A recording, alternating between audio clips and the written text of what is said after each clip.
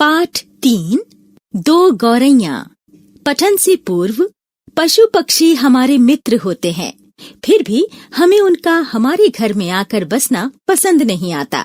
वे घर में घुस आएं तो उन्हें बाहर निकालने में हम अपनी सारी शक्ति लगा देते हैं। लेकिन कभी ऐसा भी होता है कि हम अपने घर में उन्हें देखकर बस मुस्कुराते रहते हैं और उन्हें दाना पानी भी मुहैया कराते हैं। घर में हम 3 ही व्यक्ति रहते हैं, माँ, पिताजी और मैं। पर पिताजी कहते हैं कि यह घर सराय बना हुआ है, हम तो जैसे यहाँ मेहमान हैं, घर के मालिक तो कोई दूसरे ही हैं।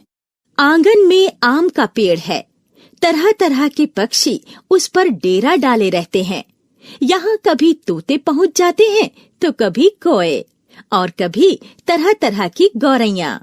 वह शोर मचता है कि इतने शोर में बैठना मुश्किल हो जाए, पर लोग कहते हैं कि पक्षी गा रहे हैं। शाम होते ही 2-3 चमगादड़ कमरों के आर पार पर फैलाए कसरत करने लगते हैं। घर में कबूतर भी हैं। दिन भर गुटर गूं का संगीत सुनाई देता रहता है। अब एक दिन 2 गौरैया सीधी अंदर घुस आईं और बिना पूछे उड़ उड़ कर मकान देखने लगी। पिताजी कहने लगे, ये मकान का निरीक्षण कर रही हैं कि उनके रहने योग्य है या नहीं। 2 दिन बाद हमने क्या देखा कि बैठक की छत में लगे पंखे के गोले में उन्होंने अपना बिछावन बिछा लिया है। माँ और पिताजी दोनों सोफे पर बैठे उनकी ओर देखे जा रहे थे। थोड़ी देर बाद माँ सिर हिलाकर बोली, अब तो ये नहीं उड़ेंगी, पहले इन्हें उड़ा देते तो उड़ जाती, अब तो इन्होंने यहाँ घोंसला बना लिया है। इस पर पिताजी को गुस्सा आ गया। वे उठ खड़े हुए और बोले, देखता हूँ कैसे यहाँ रहती हैं, मैं अभी निकाल बाहर करता हूँ। उन्होंने पंखे के नीचे जाकर जोर से ताली बजाई और मुंह से शू श कहा, बाहें झुलाई, फिर खड़े खड़े कूदने लगे। कभी बाहें झुलाते, कभी श श करते। गौरैयों ने एक घोंसले में से सिर निकालकर नीचे की ओर झांक कर देखा और दोनों एक साथ ची ची करने लगी। माँ को ऐसे मौकों पर मजाक सूझता है। हंसकर बोली, चिड़िया एक दूसरे से पूछ रही हैं कि यह आदमी कौन है और क्यों नाच रहा है। तब पिताजी को गुस्सा आ गया और वे पहले से भी ज्यादा ऊंचा कूदने लगे। गौरैया घोंसले में से निकलकर दूसरे पंखे के डने पर जा बैठी। उन्हें पिताजी का नाचना जैसे बहुत पसंद आ रहा था। माँ फिर हंसने लगी। ये निकलेंगी नहीं जी, अब इन्होंने अंडे दे दिए होंगे। निकलेंगी कैसे नहीं, पिताजी बोले और बाहर से लाठी उठा लाए। इसी बीच गौरैया फिर घोंसले में जा बैठी थीं।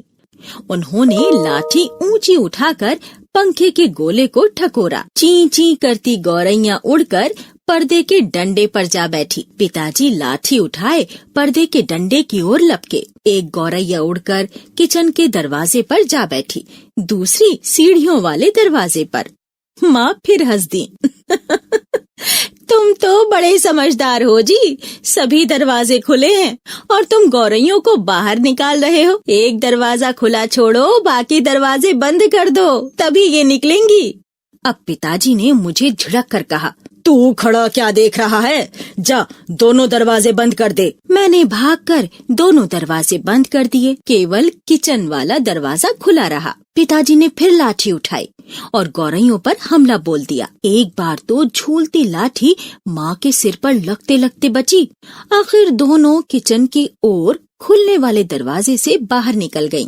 माँ तालियां बजाने लगी। पिताजी ने लाठी दीवार के साथ टिका कर रख दी और छाती फैलाए कुर्सी पर आ बैठे। आज दरवाजा बंद रखो, उन्होंने हुक्म दिया। एक दिन अंदर नहीं घुस पाएंगी तो घर छोड़ देंगी। तभी पंखे के ऊपर से ची ची की आवाज सुनाई पड़ी और माँ खिलखिलाकर हंस दी। मैंने सिर उठाकर ऊपर देखा, दोनों गौरैया फिर से अपने घोंसले में मौजूद थीं। दरवाजे के नीचे से आ गई है, माँ बोली। अब तो पिताजी गौरैयों पर पिल पड़े। उन्होंने दरवाजों के नीचे कपड़े ठूंस दिए और फिर लाठी झुलाते हुए उन पर टूट पड़े। चिड़िया ची ची करती फिर बाहर निकल गईं, पर थोड़ी देर बाद वे फिर कमरे में मौजूद थीं। अब की बार वे रोशनदान में से आ गई थीं। जिसका एक शीशा टूटा हुआ था। देखो जी, चिड़ियों को मत निकालो, माँ ने अब की बार गंभीरता से कहा। अब तो इन्होंने अंडे भी दे दिए होंगे, अब ये यहाँ से नहीं जाएंगी। क्या मतलब, मैं कालीन बर्बाद करवा लूं? पिताजी बोले और कुर्सी पर चढ़कर रोशनदान में कपड़ा ठूस दिया और फिर लाठी झुलाकर एक बार फिर चिड़ियों को खदेड़ दिया। दूसरे दिन इतवार था। जब हम लोग कमरे में आए तो वे फिर मौजूद थीं और मजे से बैठी मल्हार गा रही थीं। पिताजी ने फिर लाठी उठा ली।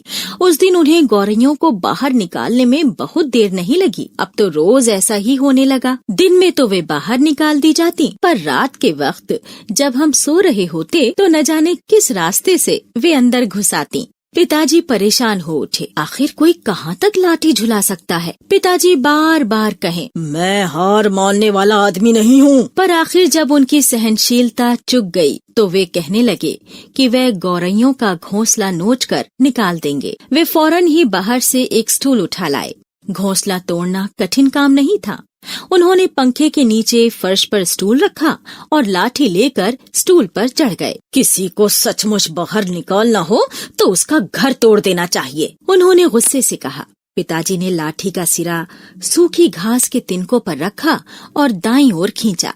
तभी मैंने बाहर आंगन की ओर देखा। मुझे दोनों गौरैयां नजर आईं। दोनों चुपचाप दीवार पर बैठी थीं। इस बीच दोनों कुछ उदास हो गई थीं, कुछ काली पड़ गई थीं। अब वे चहक भी नहीं रही थीं। अब पिताजी लाठी का सिरा घास के तिनकों के ऊपर रखकर वहीं रखे रखे घुमाने लगे। इससे घोंसले के लंबे लंबे तिनके लाठी के सिरे के साथ लिपटने लगे। वे लिपटते गए और घोंसला लाठी के इर्द गिर्द खींचता चला आने लगा और लाठी के इर्द गिर्द लिपटने लगा। तभी सहसा जोर की आवाज आई, ची ची ची ची। पिताजी के हाथ ठिठक गए। यह क्या गौरैयां लौट आई हैं? मैंने झट से बाहर देखा। नहीं, दोनों गौरैयां बाहर दीवार पर गुमसुम बैठी थीं। ची ची ची ची। फिर आवाज आई। मैंने ऊपर देखा। पंखे के गोले के ऊपर से नन्ही नन्ही गौरैयां सिर निकाले नीचे की ओर देख रही थीं और ची ची किए जा रही थीं। नन्ही नन्ही दो गौरैयां। वे अभी भी झांके जा रही थीं और ची ची करके मानो अपना परिचय दे रही थीं कि हम आ गई हैं। हमारे माता पिता कहाँ हैं? मैं अवाक उनकी ओर देखता रहा। मैंने देखा पिताजी स्टूल पर से नीचे उतर आए हैं और घोंसले के तिनकों में से लाठी निकालकर उन्होंने लाठी को एक ओर रख दिया और चुपचाप कुर्सी पर बैठ गए हैं। इस बीच माँ कुर्सी पर से उठी और सभी दरवाजे खोल दिए। दोनों गौरैयां झट से उड़कर अंदर आ गईं और चींची करते हुए उनसे जा मिली। फिर उनकी नन्ही नन्ही चोंचों में चुग्गा डालने लगी। माँ, पिताजी और मैं उनकी ओर देखते रह गए। कमरे में फिर से शोर होने लगा था, पर अब की बार पिताजी उनकी ओर देख देख कर केवल मुस्कुराते रहे। लेखक भीष्म साहनी।